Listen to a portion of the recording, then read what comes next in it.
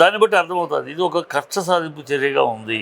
ఏదో సినిమా వాళ్ళని ఆయనకి ఇష్టం లేదేమో, తెలంగాణలో హైదరాబాద్ సిటీలో సినిమా వాళ్ళు ఉండటం వల్ల సినిమా వాళ్ళ గ్లామర్ ముందు ఆయన గ్లామర్ జీరో అయిపోతుంది. సినిమా వాళ్ళ ఉన్న క్రేజ్ ముందు ఆయనకి క్రేజ్ కనపడలేదు. కానీ ఎవరిని టార్గెట్ చేయకుండా రేవంత్ రెడ్డి గారు ఆయన్ని మాత్రమే టార్గెట్ చేయాల్సిన అవసరం ఉంది. ఆ ఒక్క చిన్న విషయం దొరికినప్పుడు సమాంతం చేశారు, ఇప్పుడు ఇది దొరికి చేస్తున్నారు. ఎవరు దొరికితే వాళ్ళు. ప్లస్ ఇదంతా కూడా డైవర్షన్ పాలిటిక్స్. ఓకే, ఇవాళ ప్రజలు ఈ ప్రభుత్వాన్ని తోలనాడుతున్నారు. ఈ ప్రభుత్వాన్ని బుద్ధి తక్కువై దౌర్భాగ్యంగా ఎన్నుకున్నాము. వీళ్ళు అన్ని అబద్ధాలు. రుణమాఫీ అన్నారు అబద్ధం, బస్సు అన్నారు అబద్ధం, ప్రతిదీ వాడు చెప్పిన ఉద్యోగ బీమా అన్నారు అన్ని అబద్ధం. ప్రతిదీ అబద్ధం చేశారు. హైడ్రా అని చెప్పి పేదల గుడ్డెల మీద తన్నారు. రైతుకి చైన్లు వేసి బేడీలు వేసి చైన్లు వేసి లాక్కెళ్తున్నారు రైతుని. ఇవన్నీ ప్రజలు అసహించుకుంటున్నారు, తిడుతున్నారు. సో ఈ అన్నిటికీ సమాధానం చెప్పలేక ప్రజల మైండ్ను డైవర్ట్ చేయాలి. మైండ్ని డైవర్ట్ చేయాలంటే ఎవరిని?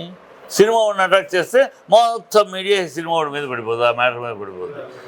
మామూలుగా అయితే జరగదు. So diversion politics. ఈ ప్రజలు వాళ్ళని నిందిస్తున్నారు, ప్రజలు వాళ్ళని క్వశ్చన్ చేస్తున్నారు కనుక ఆ ప్రజలకి మళ్ళీ ఇటు ఆలోచించకుండా వేరే పాయింట్ మీద గెలిపోవాలి మైండ్ డైవర్షన్. అందుకని ఈ డైవర్షన్ పాలిటిక్స్. ఎందుకు ఒక మహిళ చనిపోయింది, ఒక అబ్బాయి చావు బతుకులో ఉన్నాడు, కోమాలో ఉన్నాడని చెప్పేసి అంటూ ఉన్నారు. ఆ సిచ్యువేషన్ దృష్టిలో పెట్టుకొని నా ప్రజలకు ఇలా జరిగిందని రేవంత్ రెడ్డి గారు తీసుకొని ఉండొచ్చు కదా దీన్ని సీరియస్గా. అలా ఎందుకు ఆలోచించారు?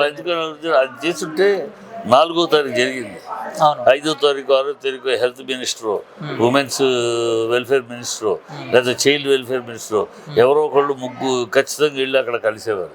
కలిసి అప్పుడే ఈ పిల్లాడి ఖర్చు అంతా కూడా మేము ప్రభుత్వం భరిస్తుందని చెప్పేవారు. 15 రోజులైనాక 2020 డిసెంబర్ 22 దాకా 4 జరిగితే 22 దాకా 15 రోజులు అయినాక ఇవాళ 15-16 రోజులు అయిపోయినాక ఇవాళ చెప్తున్నారు. వీళ్ళకి చిత్తశుద్ధి ఉంటే ఆ రోజు చేసేవారు. అందుకు చిత్తశుద్ధి లేదు అనేది తెలుస్తుంది. ఇప్పుడు 14 రోజులు 15 రోజులు 16 రోజుల తర్వాత ఒక కథను తయారు చేసుకుని కొత్త కథను తయారు చేసి మేము చేసి తప్పు కాదు, మేము అరెస్ట్ చేయడంలో చాలా న్యాయం ఉంది అని ఒక డ్రామా క్రియేట్ చేస్తున్నారు. ఏ పోలీస్ ఆఫీసర్ చెప్పాడు? ఆధారాలు లేవు. పోలీస్ ఆఫీసర్ చెప్పాడు. వాళ్ళు 10:45కి చనిపోయారని వీళ్ళకి ఎవరు చెప్పారు? డాక్టర్ ఏమో 2:30 చనిపోయారని ఆ భర్తకి చెప్తే వీళ్ళకి ఎవరు 10:45 చనిపోయారని ముఖ్యమంత్రికి చెప్పారు. అన్ని అబద్ధాలే. కానీ అల్లు అర్జున్ గారు థియేటర్లో ఉన్నప్పుడు వెళ్ళిపోండి బయటికి, ఇంత క్రౌడ్ అవుతుంది అని చెప్పి పోలీసులు చెప్పినా కూడా ఎవరు చెప్పారు? ఆయన వినలేదు. ఈ సాంగ్ అయిపోయిన తర్వాత వెళ్తా, ఆ ఫైట్ అయిపోయిన తర్వాత వెళ్తా అని చెప్పి పోలీసులు చెప్పారు అనేది ఎవరు ఇన్ని రోజులు లేదు ఆ మాట. పోలీసులే చెప్తున్నారు కదా సార్. ఇప్పుడు చెప్తున్నారు, 15 రోజుల తర్వాత చెప్తున్నారు. కథ ఇది. కానీ ఇంతకుముందు జరగలేదు.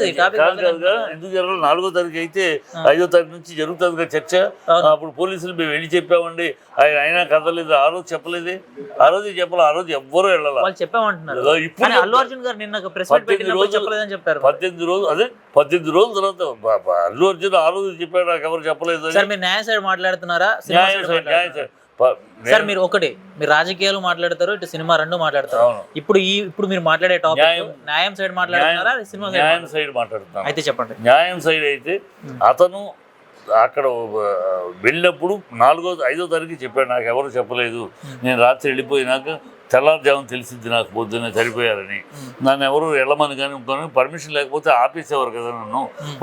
వాళ్ళే పోలీసులే దారి తీస్తూ వెళ్తుంటే ఉన్నట్టే కదా. నేను లేదని అది లేకుంటే ఆ రోజు వద్దని పర్మిషన్ లేదు మీరు వెళ్ళిపోండి అంటే అక్కడ నుంచి అక్కడ వెళ్ళిపోయేవాడు నేను. కానీ అది కాకుండా చేతులు ఊపానంటే చేతులు ఊపక కాళ్ళు ఊపుతామా?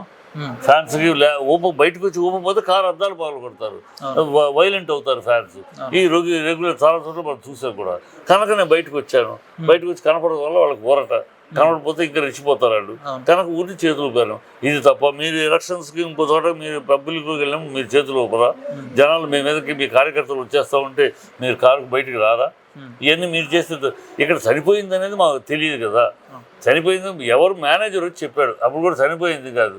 మేనేజర్ వచ్చి ఉద్రిక్తంగా ఉంది బయట, మీరు వెళ్ళిపోండి సార్, మిమ్మల్ని కలవాలి, చూడాలి, బయట ఇంకా జనాలు వెయిట్ చేస్తున్నారు, మీరు వెళ్ళిపోండి సార్ థియేటర్ మేనేజర్ చెప్తే నేను బయటకు వచ్చాను. ఓకే.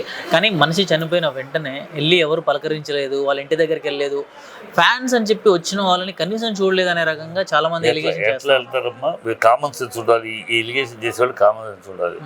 ఆ రోజు అయిపోయినాక మర్నాడే ఈ ఓయో స్టూడెంట్స్ కానీ పీడిఎఫ్ వాళ్ళు కానీ దిష్టి బొమ్మలు తగలబెడుతూ నానా యాగి చేస్తూ అల్లరి చేస్తారు. ఈ స్టేజ్లో అర్జున్ అక్కడికి వెళితే ఇంకొక అల్లరి అవుతుంది, ఇంకొక కనుక న్యాయ నిపుణులు కానీ ఫ్యామిలీ మెంబర్స్ కానీ వద్దు మేము వెళ్తాం నువ్వు ఉండమని చెప్పి వీళ్ళు వెళ్ళారు. వీళ్ళు వెళ్ళి మిగతా వాళ్ళు వెళ్ళి మాట్లాడుకొచ్చారు. మాట్లాడి చేయాల్సిందో చేస్తున్నారు. ఇప్పుడు మళ్ళీ తర్వాత వెళ్దాం అనుకుంటే కొంచెం సద్దుమణిగా వెళ్దామంటే కోర్టులో ఉంది కేసు. సో కోర్టులో ఉండగా అది కోర్టు ధిక్కారం అవుద్ది, సాక్షులు తారుమారు చేయడానికి వెళ్ళి కలిసారన్నట్టు వస్తుంది. సో వెళ్ళొద్దని న్యాయ సలహా. సో వెళ్ళదు. ఆయన తరపున వాళ్ళ నాన్న వెళ్ళారు, వాళ్ళ మామ వెళ్ళారు, వాళ్ళ మిగతా వాళ్ళు మేనేజర్లు గిరిజలు వెళ్ళారు, సుకుమార్ తరపున వెళ్ళారు. అన్నీ ఏమి కావాలో వాళ్ళకి ఏం కావాలో చూస్తున్నారు. ఈయన అర్జున్ వెళ్ళి కలవలేదు చూడలేదు అనేది ఎందుకు? వెళ్ళి కలిసే పరిస్థితి కాదు. ఆ మాత్రం విజ్ఞత లేకుండా మాట్లాడితే వాళ్ళని ఏమనాలి? ఆర్టిస్టులు రాలేదు, అందరూ ఆర్టిస్టులు అతని ఇంటికి వెళ్తే ఎవరు జనాలు రారయ్యా. అదే నీ హాస్పిటల్కి వస్తే జనాలు రారు, రాణా వస్తే హాస్పిటల్ తట్టుకుంటుందా? మీరు సెక్యూరిటీ కల్పించగలరా? ఇక్కడ థియేటర్ దగ్గర సెక్యూరిటీ కల్పించాలి. ఇలాంటి ఫెయిల్యూర్ అక్కడ అయితే పేషెంట్స్ మొత్తం. అక్కడ పోలీసులకు ఇన్ఫర్మేషన్ లేదు, బన్నీ వస్తున్న విషయం ఎవరికి తెలియదు అనే రకంగా పోలీసులు చెప్పడం జరిగింది. దాని గురించి ఎలా చెప్తాం? పోలీసులు అబద్ధం ఆడుతున్నారా? పోలీసులు ఎందుకంటే 3 రోజులకి వాళ్ళు 3 పర్మిషన్ కావాలని పంపించే లెటర్ కూడా ఆ రోజు 5వ తారీఖు రిలీజ్ చేశారు థియేటర్. వీళ్ళు ఇవాళ రిలీజ్ చేస్తున్నా ఒక థియేటర్ ఒక లెటరు మేము నో అన్నామని లెటర్ ఏమి చెప్పలా ఇచ్చారు. అక్కడ విషయం వేరు. వీళ్ళిద్దరి మధ్య సమన్వయం కుదరలా. ఎవరికి అల్లు అర్జున్కి సంబంధం లేదు. థియేటర్ మేనేజ్మెంట్కి పోలీసులకి సంబంధం. ఎప్పుడు కూడా ఏంటి థియేటర్ మేనేజ్మెంట్ ఆటోమేటిక్గా వాళ్ళు పోలీసుల్ని వచ్చే జనాలను బట్టి వచ్చే ఆర్టిస్టుని బట్టి 1 బెటాలియనో 2 బెటాలియనో డబ్బులు కట్టి తెప్పించుకుంటారు. వీళ్ళు చేయలేదు ఆ పని. అసలు 800 మంది టికెట్లు ఉన్న వాళ్ళని బయట ఆపమని ఎందుకు చెప్పారు? ఎవరు చెప్పారు? బన్నీ చెప్పాడా? థియేటర్ మేనేజ్మెంట్ తప్పు. So theatre management mismanagement. అక్కడ మీకు పోలీసులకు మధ్య సమయం కుదరలేదు. దానికి అతన్ని బలి చేస్తే ఎట్లా? ఎక్కడ న్యాయం? తప్పు కాదంటారు.